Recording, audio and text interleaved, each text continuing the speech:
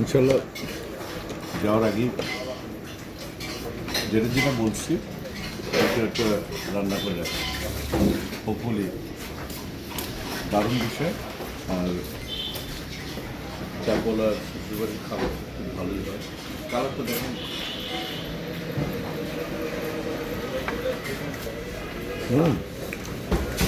মাছ, এটাও খুব ভালো হচ্ছে।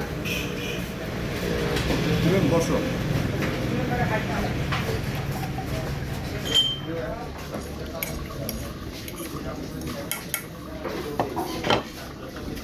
অনেক ক্ষুধা লেগে গেছে তোমার?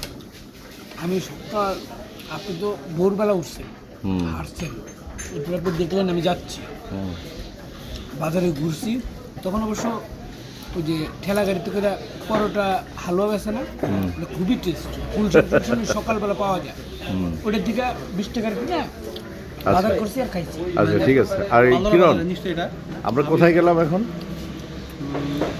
আসলে কি বলবো, বলার মতো ভাষা নেই। দৌলতপুর, দৌলতপুর আমাদের থার্ড ব্রাঞ্চ একটা করার খুব শীঘ্রই ইনশাআল্লাহ, আল্লাহ চায় তো। টপ সিক্রেট, আপনাদেরকে অবশ্যই জানাবো, আপনারা আমাদের সাথেই থাকবেন ইনশাআল্লাহ ইনশাআল্লাহ। একটু গরম গরম খাবার, ভালো হয়েছে। আর ভাতটা গরম বলি, আর মজা লাগতেছে। সবাই আমাদের সাথে থাকুন এবং দোয়া করবেন আমাদের জন্য, আমরাও আপনাদের জন্য দোয়া করি। আর হোপফুলি যেভাবে বেঁচে আছি সততে নিয়ে যেন আমরা বাঁচতে পারি, সেই তৌফিক আল্লাহ সুবহানাহু ওয়া তাআলা দেন।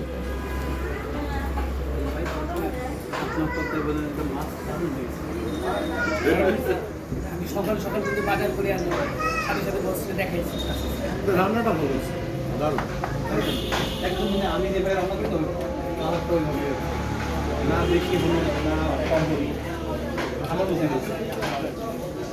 আর শীতের সবজি তো এই যে আরিফ ভাই সকাল সকাল একদম টাটকা মাছ আমাদেরকে খাওয়াচ্ছে। আরিফ ভাই এই মাছটা আপনি কোথায় থেকে নিয়ে আসছেন?